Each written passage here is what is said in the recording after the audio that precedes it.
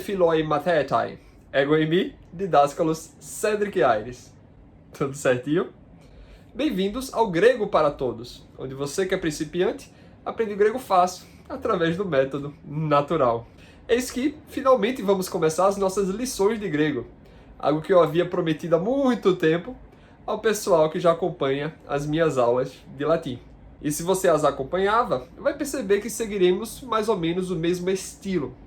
Ou seja, a ideia de ser para todos é partir do pressuposto de que quem está estudando, quem está assistindo, não conhece absolutamente nada das línguas clássicas.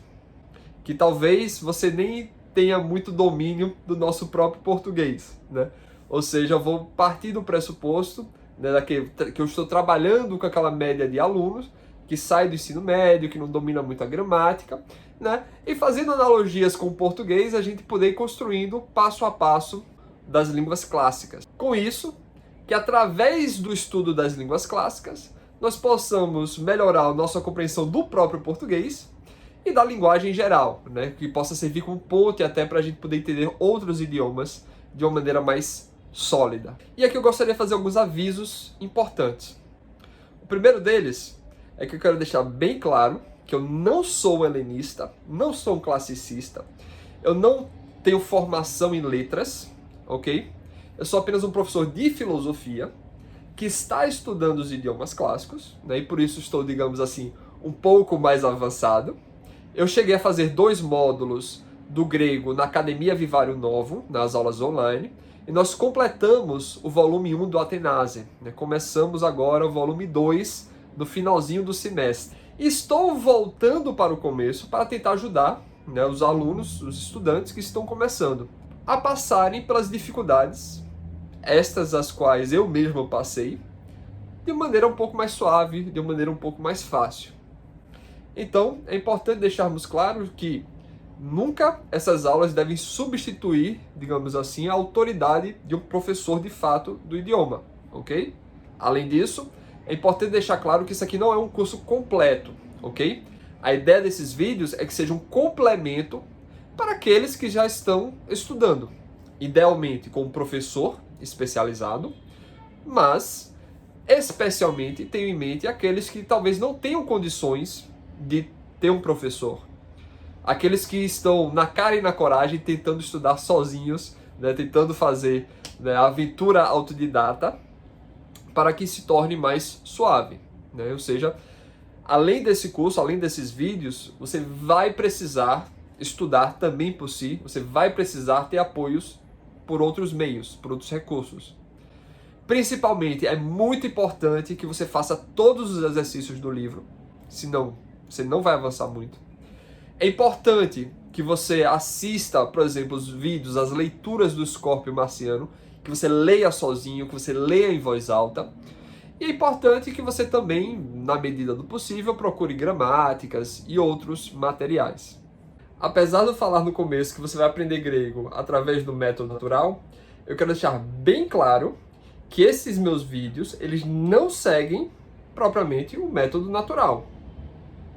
Mas, como eu falei, é um material extra a ser usado em conjunto com o método natural. Isto porque o método natural, propriamente dito, é muito difícil de ser replicado por meio de gravações. Eu diria praticamente impossível. Porque ele requer que toda a aula seja feita, primeiramente, na língua que se busca aprender. E mais importante, que ele exige uma grande participação ativa do estudante. Ou seja, o professor precisa, né, comunicando-se na língua desejada, incentivar o aluno a falar também na língua desejada. Então o professor tem que ficar a toda hora fazendo perguntas, né, pedindo para o aluno falar de outras maneiras, usar sinônimos, né? Então é uma dinâmica que requer a aula ao vivo, tal como é feito lá na Academia Vivario Novo. E aí, por um lado, nem eu tenho competência suficiente, nem fluência suficiente no grego para fazer uma aula totalmente em grego, e por outro também não teria como replicar essa dinâmica ao vivo, né? Eu acho que o máximo que uma gravação poderia fazer, ser uma gravação de uma aula feita com alunos do método natural, para os outros assistirem como meros ouvintes, né? Seria talvez o máximo que se conseguiria bolar do método natural numa dinâmica não ao vivo, né? Você se colocar como um mero ouvinte. E mesmo assim, não está sendo suficientemente bem aplicado o intuito, o objetivo do método natural. Em relação à pronúncia, eu vou tentar, na medida do possível, emular o que os especialistas chamam da pronúncia reconstituída, né? Que seria mais ou menos como se estima que provavelmente os atenienses falariam, né, o dialeto ático durante o período clássico, ou seja, ali século V a.C. Mas não se preocupem tanto a respeito dessas questões. Para quem se interessa mais por essa questão de pronúncias, eu reitero a minha recomendação do canal do Scorpio Marciano. Ele sim estuda amplamente as vários dialetos, as várias nuances na pronúncia e faz um trabalho excelente nesse sentido. É um ótimo recurso para você estudar antes e depois das aulas. Então, como é que eu recomendaria o seu processo de estudo para quem está no autodidatismo, né? Que você assista o vídeo do Scorpio Marciano e acompanhe a leitura dele, primeiro. Depois, assista os meus vídeos. Depois, tente ler sozinho, né, o texto. Depois escute o Scorpio Marciano e leia repetindo, tentando imitá-lo. Claro, isso é uma recomendação, você pode procurar a variação mais adequada para você.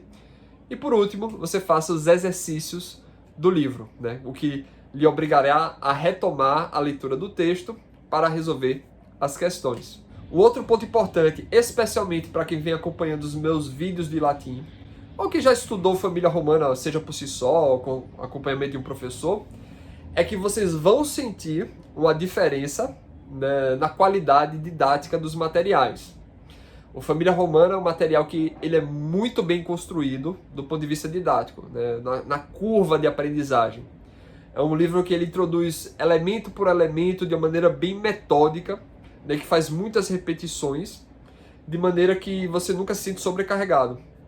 Enquanto isso, o Athanase ele tem um ritmo, um fluxo, né, um desenvolvimento um pouco atravancado. Às vezes ele apresenta um bocado de coisa de uma vez, né, às vezes um capítulo é muito longo de repente, né, então vocês vão né, sentir esse choque na transição de um material para o outro. E esse é um dos motivos pelo qual eu me senti, digamos assim, na obrigação, na necessidade de gravar esses vídeos para o grego, né? Especialmente para o grego, quando comparado com o latim. E aí, para o pessoal que ainda não explorou o latim, que está querendo entrar de cabeça com o grego, uma recomendação que eu dou é a seguinte: se você estiver sentindo um pouco de dificuldade, um pouco de sobrecarregamento de assuntos novos, eu recomendo que talvez você dê uma olhada lá no latim, né? Porque é um idioma mais próximo do nosso, que muitas das palavras, muito do vocabulário dá pra gente entender de maneira intuitiva. Então talvez seja melhor você dar uma olhada, pelo menos nos 7 primeiros capítulos, né, do Família Romana, antes de passar para o Athanase, ou em paralelo, na medida que você está estudando o Athanase, ok? Um outro aviso importante, que é um pedido que eu faço a vocês, é que deixem comentários nos vídeos, certo? Do que você achou, do que tá legal, o que é que não tá legal, o que é que ficou claro, o que é que ficou confuso, o que é que preciso explicar melhor, o que é que eu preciso repetir, né? O que é que tá talvez enfadonho, porque é a partir dos comentários de vocês que eu faço os ajustes, eu faço os planejamentos, que eu tenho em mente o que é que eu preciso falar ou não nos vídeos, certo? Esse diálogo com vocês é muito importante, né? Já que a gente tá nessa dinâmica de gravação, eu termino precisando muito desse feedback de vocês, né? E além disso, como eu faço esses vídeos por hobby, né, são os comentários de vocês que me incentivam a gravar mais, a continuar produzindo.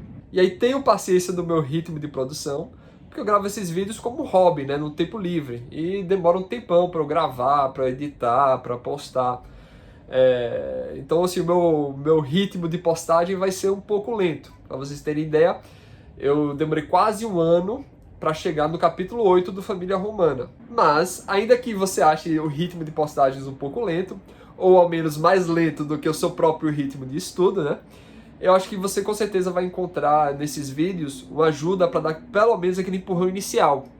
Ou seja, né, para você pegar aquelas intuições, aquela base necessária para que você possa andar mais facilmente com suas próprias pernas. Então pronto, pessoal. Sem mais delongas, vamos lá começar com a leitura do Athenasde, ok? Pois bem, então o livro abre nos dando um pouco de contextualização, né, mostrando um mapinha e dizendo que nesse ponto do mapa está as Atenas. Sim, porque no grego se fala no plural, assim como a gente fala os Estados Unidos, né? Então, as Atenas estão aqui. E neste outro ponto do mapa, nós temos a figura principal da nossa história, que é o de Caiópolis. Então, o de Caiópolis ele não mora exatamente nas Atenas, na cidade mesmo, porém na área rural, né? E aqui temos a pequena frase dizendo Hod Caiópolis, uk entais Athenais, ala entois agrois oikei. Ou seja, o de Ceópolis não nas Atenas, mas nos campos mora. Importante, gente, essa letrinha aqui, ó, ni, não confundi-la com a letra V, ok? Do português. A letra N em grego tem o som de N no português, ok? Então essa é só uma frase só de contextualização, ok? Não se preocupe, já já a gente vai explicá-las quando entrarmos no texto. E aqui embaixo nós temos uma outra figura, não é isso? Uma figura mostrando o de Ceópolis, né? Então, Hod Caiópolis, auturgos estin. O de Ceópolis é um pequeno agricultor. Auturgos vem da junção de duas palavras, né? Auto, ou seja, de si mesmo, e erga, ou seja, trabalho. De tal modo que significa algo como trabalha para si mesmo, né? Ou seja, alguém que trabalha na própria terra. De tal modo que ele não é miserável ao ponto de não ter nenhuma propriedade, mas também não é rico o suficiente para simplesmente deixar os outros trabalhando enquanto ele não faz nada, né? Então ele trabalha na própria propriedade. Então Diceópolis é o pequeno agricultor. E aí, continuando na descrição desta imagem, Ferede ton moshon. Ou seja, e ele carrega o bezerro. Novamente, nós não vamos nos preocupar em explicar detalhadamente essas frases, pois elas são só para dar uma contextualização, ok? Então vamos lá. A primeira coisa que a gente precisa falar, antes da gente realmente entrar na leitura do livro, é que o grego é um idioma com declinação nominal. Então, por exemplo, no português, nós temos palavras como o banco e a cadeira. Então as palavras no português, elas variam quanto ao gênero masculino, que de regra terminam em O, e feminino, que de regra terminam em A. Além disso, as palavras no português, elas podem variar de acordo com o número delas. Então elas podem estar no singular ou no plural. Os bancos, as cadeiras. De tal modo que a marca do número plural no português, de regra, é simplesmente um S no final da palavra. E aí que tá. Esse negócio de variação de gênero é uma coisa que não faz muito sentido, né? Porque, por exemplo, o banco é uma palavra no masculino e a cadeira é uma palavra no feminino?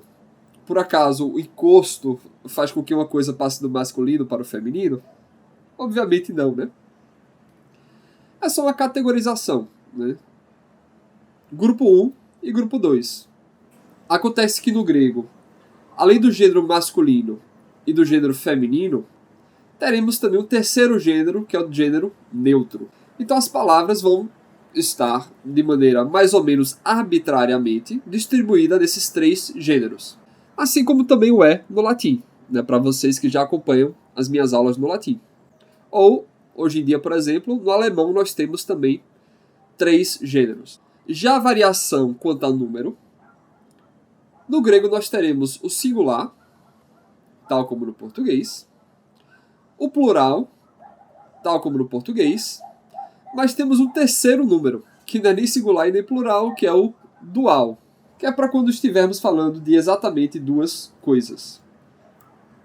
Mas não se preocupem tanto com o dual, pois são raros os casos nos quais as pessoas falam de exatamente duas coisas, e nem menos e nem mais, né? Então a gente vai, por enquanto, focar apenas no singular e no plural. Mais pra frente, quando já estivermos bem acostumados, a gente volta a falar talvez um pouco sobre o dual. Então perceba, temos 3 gêneros, 3 números, e aí acontece que, assim como no latim e no alemão, mas diferentemente do português, as palavras no grego também farão uma alteração, também farão uma declinação quanto ao seu caso. Ou seja, elas vão variar o término delas a depender da função sintática que elas operam na frase. Então, por exemplo, no português, assim como na maioria das línguas modernas, a ordem das palavras, via de regra, é o que vai ser o principal em determinar a sua função. A gente sabe que Marcos chama Júlia é diferente de Júlia chama Marcos. A ordem nas palavras vai dizer quem é o sujeito da ação e quem é o recebedor da ação, ou seja, quem é o objeto da ação. No grego, assim como no latim, não é necessariamente a ordem das palavras, mas necessariamente a parte final da palavra. Então, para cada função sintática, você vai ter uma terminação diferente, assim como no latim e assim como, por exemplo, no alemão. Acontece que no latim nós temos 5 casos principais, enquanto no grego teremos apenas 4 casos principais. Então, o caso ablativo no latim não existe no grego. O que, por um lado, você pode achar que é fácil, pois é uma coisa a menos para decorar, porém, por outro, termina ficando um pouco mais difícil, pois a função que normalmente seria atribuída ao ablativo termina se distribuindo pelos demais casos. Mas então, voltamos agora ao texto e vamos começar, ok? E agora sim a gente vai explicando cuidadosamente as coisas que estão acontecendo.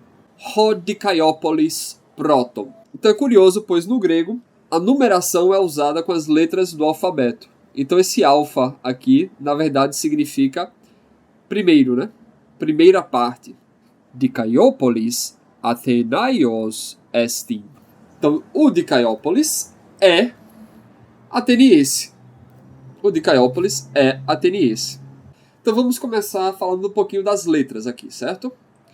Uma primeira letra a gente tem um pouquinho de cuidado é a letra Pi. Nós já estamos familiarizados com ela porque é uma letra que a gente conhece da matemática. Porém, às vezes a gente pode até ter alguma confusão, pois a letra Pi nos lembra um R. Por exemplo, de rato, né? Tem gente que escreve o R assim.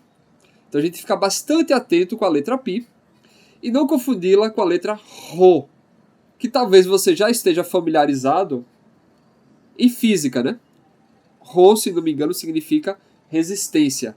Então a letra Rho pode parecer com, às vezes, como a gente escreve a letra P, né? Pato. Então só cuidado para não confundir essas duas. E outra letra que a gente tem que ter atenção é essa letra daqui. É o eta.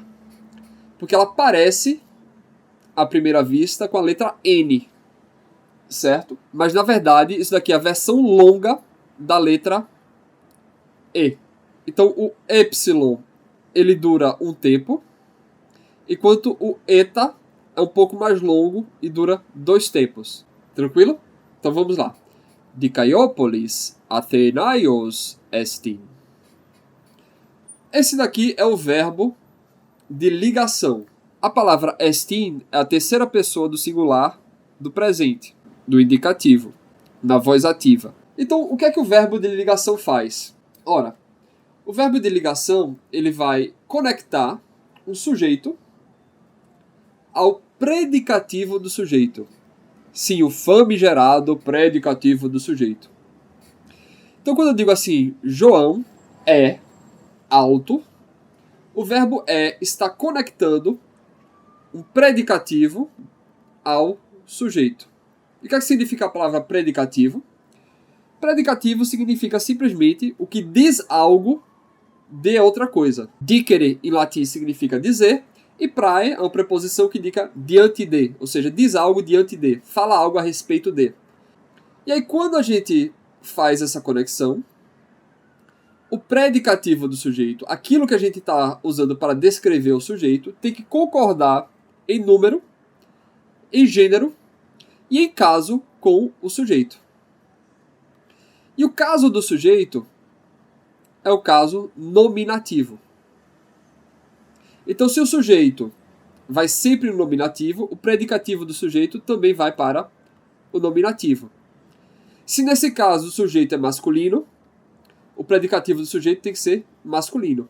E se o sujeito está no singular, o predicativo do sujeito está também no singular. E acontece que o predicativo do sujeito pode ser ou um adjetivo ou um substantivo. Por exemplo, João é alto ou João é um ator. Então aqui estamos dizendo o quê? Diceópolis é ateniense. De tal modo que ateniense é um adjetivo que descreve uma característica de Diceópolis. Então, Athenaios, esta terminação ômicron sigma, é a terminação do nominativo masculino singular. Diceópolis é ateniense. Vamos para a segunda frase. Oikeide hodikaiópolis, uk entais Athenais, alá entois agrois. Então, aquela frase que a gente viu lá em cima na contextualização, né? Okei é o verbo morar. Fiquem atentos a essa terminação epsilon iota, que haveremos se repetindo como a terminação da terceira pessoa do singular, do presente e do indicativo da voz ativa. Ok? Então, quem é que mora? Quem é que mora é Hodikaiópolis. O Diceópolis mora. Então percebam que é uma das grandes diferenças que nós temos entre o grego e o latim é porque o grego tem os artigos definidores, os artigos definidos, assim como temos também no português. Então prestem atenção nesses artigos porque eles serão muito importantes e muito úteis para nos ajudar a nos encontrarmos em relação à declinação dos substantivos. Então, ho é o artigo definidor do nominativo masculino singular. E aí você pergunta, por que eu pronunciei ho? É uma outra coisinha que é um pouquinho complicado no grego e pode demorar um tempinho para você se acostumar. É esse negócio dos espíritos. Perceba que algumas palavras, aquelas que começam com vogais, elas possuem sempre esse negocinho aqui em cima dela. São os espíritos. Os espíritos, notem, às vezes estão virados para a esquerda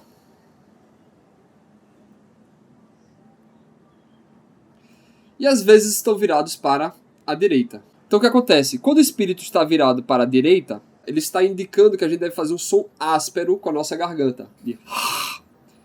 Seria mais ou menos como a gente falar o som do H no inglês, né? Por exemplo, hot. Não é isso? Então esse espírito para a direita é o som do HO. Ha. Quando o espírito está virado para a esquerda, é o espírito brando. Ou seja, a gente pronuncia a vogal normalmente. N. Então o espírito áspero e o espírito mole, o espírito brando, o espírito suave. Mas não se preocupe que vocês vão se acostumando com o tempo, certo? Então, Oikeide hodikaiópolis. E aí, o que é esse de aqui? Bem, isso aqui é mais um aspecto importante do grego e que é estranho e diferente para nós. Lembre-se que os gregos escreviam sem nenhuma pontuação, sem espaço entre as palavras, tudo em letra maiúscula, tudo colado, tudo junto, durante muito tempo. Esse negócio de pontuação, espaço, etc., foi sendo introduzido aos poucos e gradualmente. Então as partículas no grego, elas são meio que a organização do texto e a organização das ideias. são elas que vão dar a concatenação com as ideias.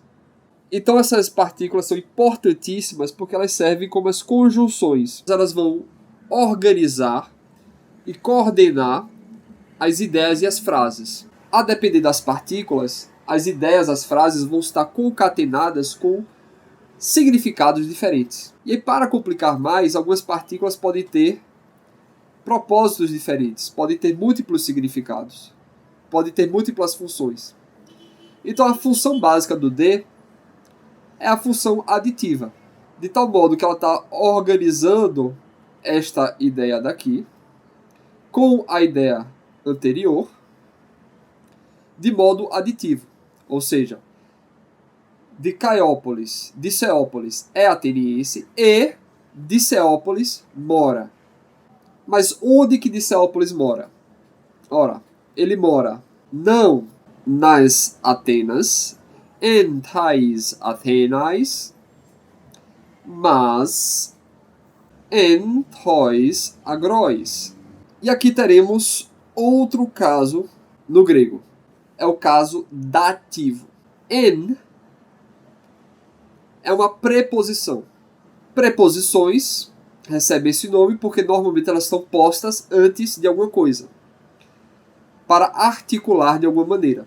No latim nós usaríamos aqui o ablativo, mas como no grego não há o caso ablativo, ele foi absorvido no caso dativo. Então, para a ideia de localização estática, nós usaremos no grego o caso dativo. Vamos lá. Situado nas Atenas.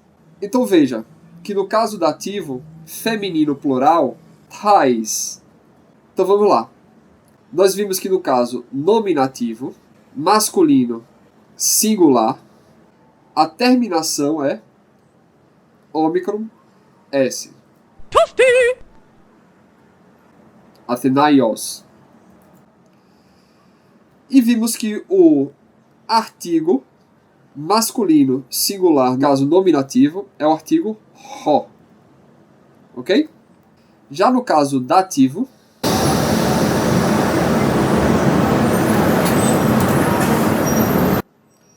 nós teremos a terminação masculina plural, ois. E o artigo no dativo masculino plural, tois. Ok? E vimos que no feminino plural, nós temos o término alfa, iota, sigma, ais. E o artigo feminino plural no dativo, tais. Percebam as semelhanças, né? Ois, tois. Ais, tais. Os, ho. Então, repetindo.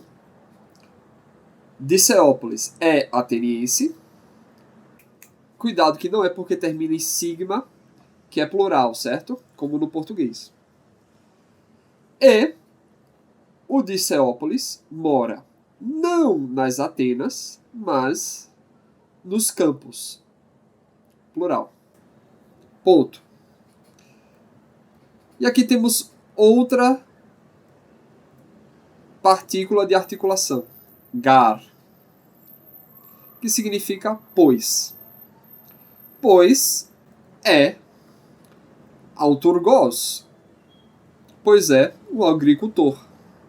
Então veja, os artigos no grego são artigos definidores, quando eles querem definir. Mas o grego não tem o artigo indefinido como nós, né? Um agricultor. Quando ele quer falar de maneira indefinida, ele deixa simplesmente sem nada. Autorgos. Então, a frase está dizendo, pois é um agricultor. Obviamente se referindo ao Diceópolis. E aí percebam que essas partículas gregas, elas ficam na segunda posição, né? O D e o gar. Ok? Vamos lá continuar. Hokleros é isso daqui. Ou seja, a pequena propriedade, né? O sítiozinho dele, né? Então, Georgei, o verbo, né? Fique atento para essa terminação na terceira pessoa do singular, do presente do indicativo. Georgei temos aqui mais uma partícula. Então, se D é uma partícula meramente aditiva, gar é uma partícula que indica, digamos assim, uma consequência, né? Pois é uma partícula que tem uma força maior que o gar, né? Ou seja, consequentemente, portanto, lembrando que essa partícula está articulando o que é que veio antes, ou seja, esta frase aqui, com o que verá depois, ou seja, esta frase daqui. Então, ele está articulando de uma maneira que isto daqui, o que se segue, é uma consequência daquilo que está anterior. Ele é agricultor, portanto, cultiva. Georgei tem essa ideia de trabalhar a terra. Ge significa terra e orgei vem de trabalho. Então, trabalhar a terra. Portanto, trabalha a terra. Ton kleron. E aqui temos mais um caso. É o caso acusativo. Pois é, pessoal, vocês percebem que a gente não avançou tanto assim no livro não, né? É aquilo que eu falei para vocês, que o Atenásia ele introduz muito mais assuntos de uma vez só do que o Família Romana. Inicialmente eu tinha planejado gravar o primeiro capítulo inteiro nesse primeiro vídeo, né? Tal como eu fiz com Família Romana, mas eu passei 1h30 gravando e não consegui terminar nem a primeira parte. E mesmo depois de fazer a edição, porque eu cometo muitos erros na gravação, eu vi que o arquivo final ficou 40 minutos. Aí eu pensei, poxa, mesmo assim ficou longo demais, só essa primeira parte. Então decidi dividir em duas partes, né, para não ficar longo demais o vídeo, afinal de contas. Eu ainda precisava gravar o aviso inicial de boas-vindas e tudo mais, né? Então dividi em duas partes. Então semana que vem a gente publica a segunda parte da primeira parte do primeiro capítulo. Mais uma lembrança, deixem os comentários de vocês, porque é a partir dos comentários de vocês que eu posso ter uma noção do que é que está funcionando, o que é que não está, o que é que eu preciso explicar melhor, o que é que eu preciso repetir mais, ou o que eu preciso repetir menos, né? É a partir desse diálogo com vocês que eu vou construindo e fazendo os ajustes necessários, ok? Além disso, lembre-se, qualquer coisa de errado, de engano, de deslize que eu cometi, deixem também nos comentários, certo? Eu agradeço muito as correções que vocês fazem para mim, quando deixar, né, o aviso da tabela dos meus deslizes e vacilos, ok? Tranquilo então? Até a próxima. Ex Altes.